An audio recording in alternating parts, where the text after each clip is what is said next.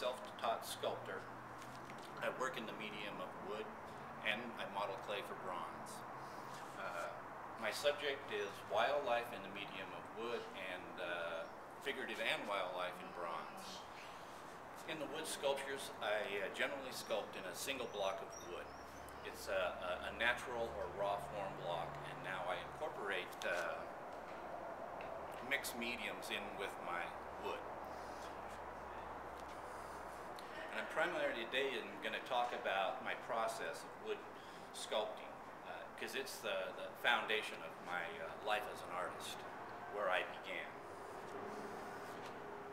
And in this journey has opened the door to a passion that I'm only beginning to understand, and it's been 30 plus years. And it all started when I was in my senior year in college, and I needed 3 easy units in humanities. I did not want to work. And what was unique is the library had some wood sculptures in there, and I thought, heck, I could do that. So I actually went to the art syllabus, and there was nothing on wood sculpture. But when I being a senior, I had the audacity to approach the chairman of the art department for an independent study. And it was granted to me. But there was a little negotiation involved.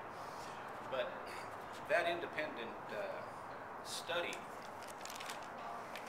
was the spark that ignited a passion for wood and the process of wood sculpting. My style of wood carving and the tools I use go back centuries. They're actually from when we first started forging iron for tool making.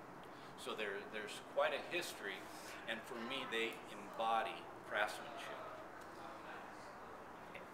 And this passion for wood and the use of these tools has led to a tremendous respect for craftsmanship. Although I found I could not conform to the rigid constraints and elements and the technical elements of craftsmanship, the process of craftsmanship was perfect for my interpretations and expressions in art.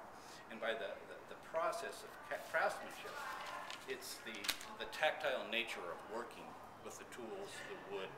It's understanding its structural integrity, all the subtle nuances of wood. It's listening to the rhythm of the mallet striking the chisel. It's watching the reaction of the chisel as it navigates through the wood. Those are fascinating. Well, probably one of the most fascinating parts of the process is the mental strategies needed to bring a piece to completion.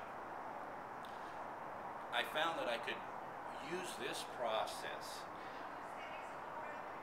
to challenge the eye and the mind, challenge the way that the medium was viewed and handled.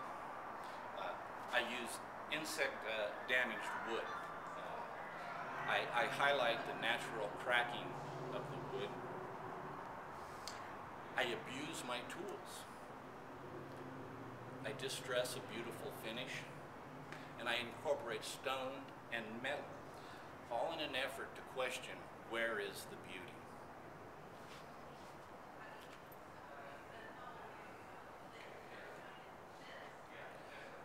This process of wood carving is not a process of speed. There are no photos.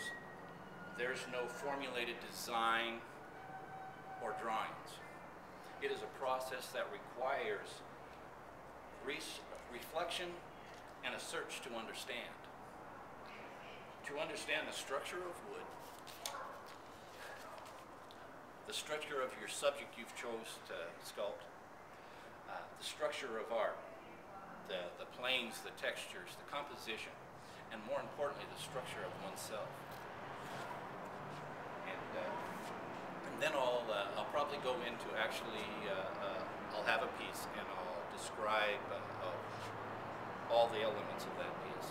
Great. So.